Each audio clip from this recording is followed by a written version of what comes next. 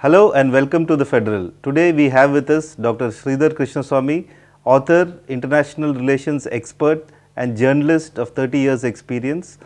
Hello Dr. Krishnaswamy. In the recent past, India has seen a concerted attempt by Pakistan and China to checkmate India in the United Nations over Kashmir. Even yesterday there was an attempt by China and Pakistan to corner us over this issue.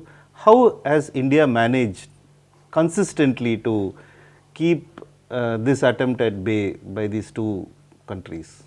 I think by now the other members of the Security Council, I don't see any other member of the Security Council being very interested in discussing what Pakistan and China want to discuss, that is Kashmir. It's a beaten story there. I have seen it even in my own coverage since the 90s. It's every time this Kashmir comes, there will be the same people will be shouting, and after a while nothing will come out of it because everybody knows the strategies of Beijing and Islamabad. So I don't think, of course we take it very seriously, there's no doubt about it, because we don't know what the Security Council members are going to ask us. But in this latest thing, as you have seen in newspaper reports, none of the other four permanent members are even interested in participating in this debate. Now, why is China doing it? Obviously, they are doing it at the request or the begging of Pakistan. Why is Pakistan doing it? Because he needs something to keep himself afloat domestically. But there's no other reason. Pakistan, China, and Kashmir, it's the same story that has been down the years. So I don't see it as a much of a big major strategy. In fact, even during the height of that Article 370 issue, I don't think the Security Council was very enamored with wanting to debate this issue. I don't think they will, because they have all seen through the game. It's become stale, it's become very stale. And I think Pakistan should know that, China should know that. Every time Pakistan gets into trouble with that financial thing for terrorists, it is China that comes and bails it out. So it's a kind of, in fact, I think it's been a one-way street. Pakistan using China more than the other way around. How does it work? You have covered the United Nations in your 30 years of journalism, and you have covered American politics also. How does it work? Can you tell us the process? How an issue is filed in front of the United Nations? No, it has to go to the Security Council Secretariat, in which China, being a permanent member, will circulate a draft. If it is a resolution, they'll draft one of the resolution. All of them will read it. It could be 1 page, it could be 50 pages. It will come to it, and then there will be a debate, right, in which everybody has got the right to speak, and I have the right to reply. Then, and that, if it is going for a vote, in this case, I think 4 people will veto it. So I don't think China would even, come to that far. They just wanted to create a flutter. Suddenly, Kashmir is coming up. It is just like, last time, I still remember how during the UN General Assembly session, that annual session we had last September, the Pakistani media made it sound as if Imran Khan has won completely over Kashmir, when that was not at all the whole crux of the issue. So here it's a kind of media gambit also. The Pakistani media being told this is going to come up, so why don't you all line up there and say something, It's the usual thing, we are used to it. But at the same time we cannot be dismissive of it, because we take the UN Security Council very seriously. So we are watching it very carefully. And if needs to, we will give a proper reply. I don't even know what the Chinese are saying, to be very honest with you. What is it about Kashmir that they want to discuss? And basically every one of the permanent members, including China, knows what is happening in Kashmir, knows what is happening by way of cross-border terrorism, knows what is happening by way of infiltration. And I don't think anybody seriously buys what Pakistan is saying. Everybody knows that infiltration is been going up in the last 2-3 years. It has been going up. Everybody knows that the kind of terror strikes coming across the border is on the rise. That's the reason why people want to, if you want to take a holistic look at Kashmir, you can't forget these things.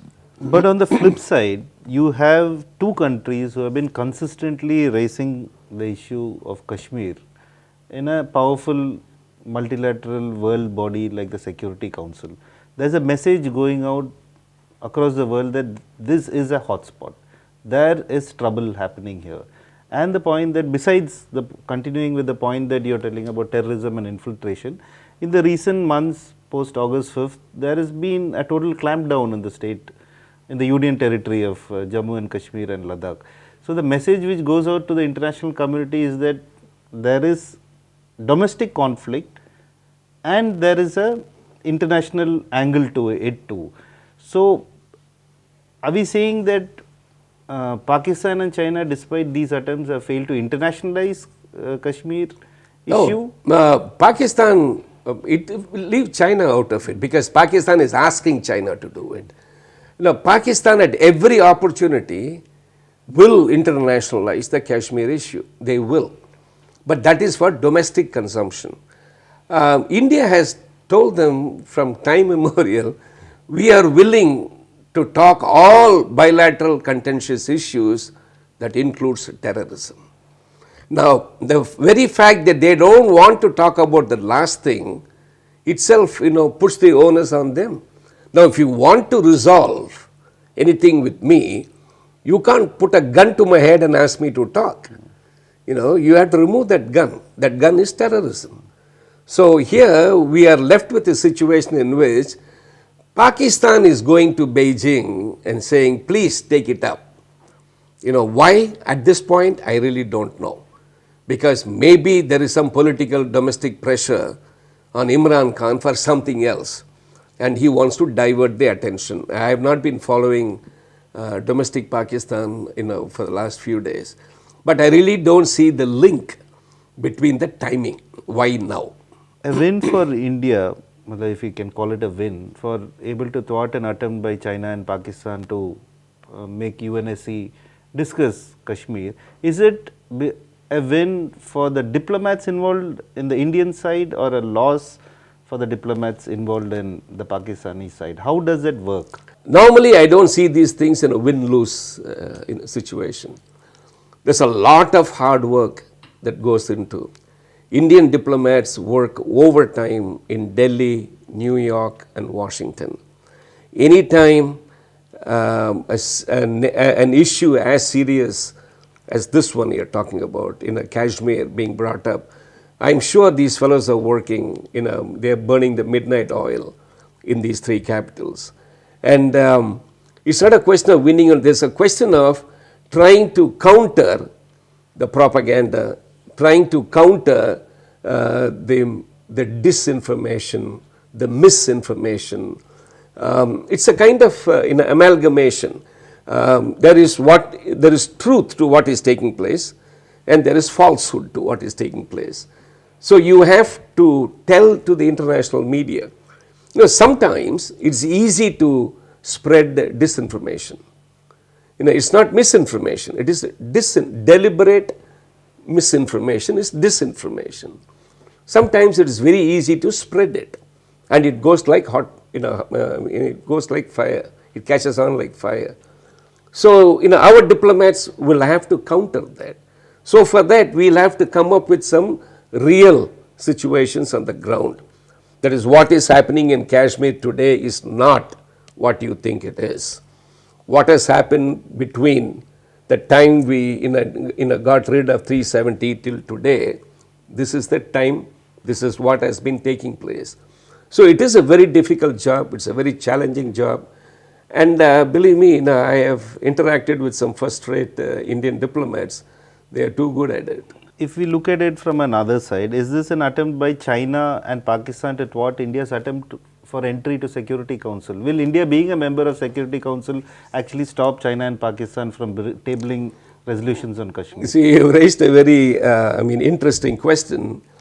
Now, that whole concept of Security Council expansion was a hot issue during the Bush administration. And he said all the Asia has to have representation, Europe has to have representation.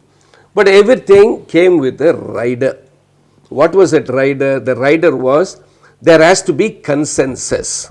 Now, if Asia, has to have 2 members, right? And India was one of them, and I don't know which the other country is. There has to be consensus in Asia. Do you think Pakistan will vote for us? Do you think China will vote for us? No. If the Security Council is going to be expanded, I can only see 2 or 3 countries definitely getting in. One will be Germany, the other will be Japan, the other will be Brazil. Because I don't think there is even consensus in Africa as to who should come in. Is it going to be South Africa? If it's going to be South Africa, why not Uganda? Why not Kenya? Right? So when you're talking about Southeast Asia, South Asia, why should it be only India? Why not Indonesia? So these are the some of the conflictual things. That's why the Americans are very smart. They said no problem, you can expand it, but let it come with a consensus, knowing full well that consensus is very elusive. It will never come about. Thank you, sir, for coming to our studio. Wonderful. Thank you very much for having me here.